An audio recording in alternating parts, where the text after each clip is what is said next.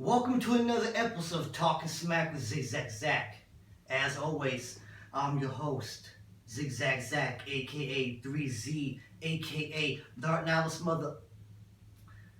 But you already knew that. Today, I'm coming at you with the review of NXT Takeover, the end in this week's episode of Ring of Honor Television. I got a double whammy here for you guys, so let's go ahead and get down to it. How was the show? I'm breaking it down for you. I'm gonna go match by match, not take too long. We'll give a few thoughts that are on Zig Zag's mind about the world of wrestling. First match, I actually missed because WWE Network was having technical difficulties. I don't know what the hell's going on. It froze like 3 times. I had to restart my entire PlayStation. It still froze. So, it wasn't my internet or my PlayStation. It was a network like usual. By the time, I would say, I missed entrances. Right, I think, only guesstimate, but I can only guess right after the second match started is where I started watching it. Revival versus American Alpha. Was their match as good as their first one? I don't think so. But it was still a really good match. I still enjoyed it quite a bit. And Revival winning the belts was upset of the night. I did not see that coming. All the other matches on our card were kind of play by number. You knew who was going to win, but they had to throw something at us, and it was a tag team match. So the question next is, what do American Alpha do? Are they getting another title shot back at Revival? Who are these new guys that showed up with old guy? What are they going to do? They beat American Alpha. Rumor was, if American Alpha loses, they might need talent to shore up the roster for SmackDown. But these guys just beat them down, so are they going to stay and have a program NXT, put these guys over? Are they going to go, who knows what's going on? But it's interesting. I'm looking forward to seeing it. Then was a match I was looking forward to. Austin Aries versus Nakamura. Oh yeah. Of course, let's just get out of the way. There's no way they can match up to Sami Zayn versus Nakamura. But there's still a decent match. I was bet it was a really good match. I like how Austin Aries healed it up. It was more dickish than he has been. More shades of when he's being a dick when he first came to TNA, and I appreciate that. I love his cape, of course. But Nakamura, as usual, his electricity is another level. I mean, this guy just took it over the top with it whenever he comes out. And they had a good little match. I enjoyed it. Austin Aries lost like I figured he would. So the show was pretty good so far. Then you get to the women's match, which was actually, I'm not going to front, I don't really care for Nia Jax. She hasn't really done it for me. She's supposed to be a bad girl, but she just doesn't look like she wants her to fly. She's kind of slow, really. I know she's bigger, but she's a little slower in the ring. Whew, so Asuka's cool, but this match wasn't clicking for me. I didn't really enjoy it too much. It was okay. Asuka won, of course, kept her title. And then the main event of cage match for the NXT Championship, Finn Balor versus Samoa Joe. So everybody, I'm sure, knows the story by now of how Finn Balor lost the title to Samoa Joe at a house show, and so instead of where the other past matches where Samoa Joe's a challenger, now Finn has to come as a challenger. And he lost. It really was the end for him. So the question is, does he go, just like us on American Alpha, is he heading towards the main roster? Because if he's not wrestling Samoa Joe, who else on the roster is going to go after in NXT? But I would say it was better than their last match. Just because the ref didn't have to keep stopping it for blood. And it may be a toss-up between this match and the first match. They're both really good, but there's some really cool sequences in here.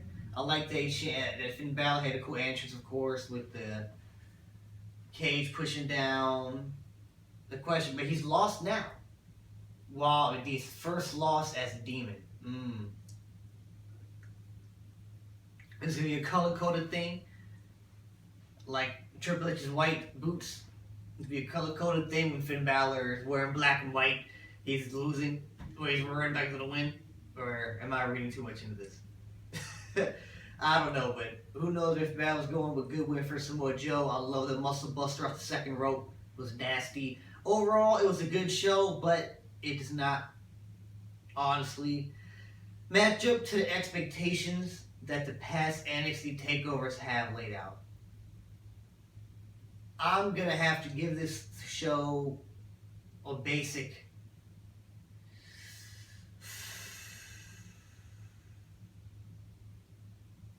I was going to say a basic 2 thumbs up, like barely, but I mean, because the thing was, it wasn't anything actively bad on the show, but nothing besides the cage match, which I mean was cool, wasn't all that. It's gonna leave me feeling, oh man, there's no way I could have missed this. So I'm gonna have to give it, a barely 2 thumbs up, barely, like. There's your thumbs up. Little itty bitty thumbs up. And and this is where normally I throw out all my advertisements, all the things so I want you to click. But we still got Ring of Honor television coming at you with double duty today. But please don't forget to check out SithClan.com, SithClan.com, SithClan.com. All the music, everything is on there. Links to YouTube, dates, everything for the clan, everything you need to know. Anyway, Ring of Honor. It was an okay show. You could have missed it, but it was still decent. I want to go ahead and give y'all the score before I go into it. And of course, I'm going to hold it to a different standard than NXT Takeover because it was a TV show and not a special. But I would give the Ring of Honor television show a thumbs in the middle this week. The ACH Rush match, Leo Rush match, it was cool. For some reason, it just felt like it was missing something. I kept my finger on it was missing something. Maybe it's because I'm high flyers and I just like to see. I like high flying a lot, but I like moves too.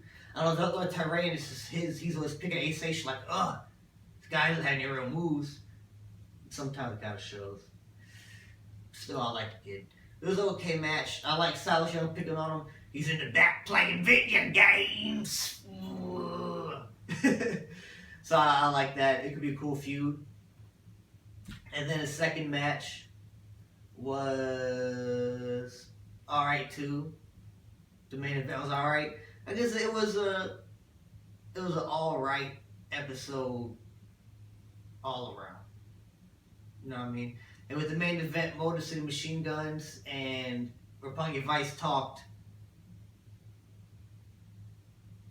Well, not the second match. They talked the Addiction, Bad Influence, and they gave them a tag team title shot. And of course, they lost, but it was a decent match. And then the main event of which. It was a little better than the second match.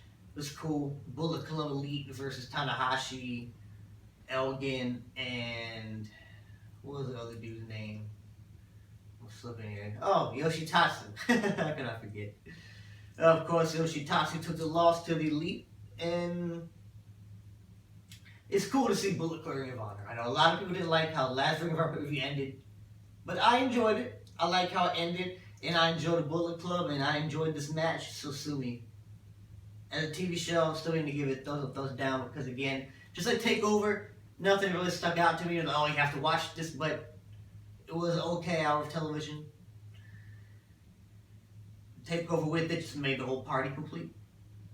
So I had a good night watching wrestling. I enjoyed it. I hope you all enjoy my reviews. Any questions, comments, please leave them below or hit me up on Facebook.com/TheSithClan. Of course, here on the YouTube channel, YouTube.com/Sith Warfare for all my wrestling reviews or vlogs. And it's new Sith Clan music coming out and popping. You know what's going on there.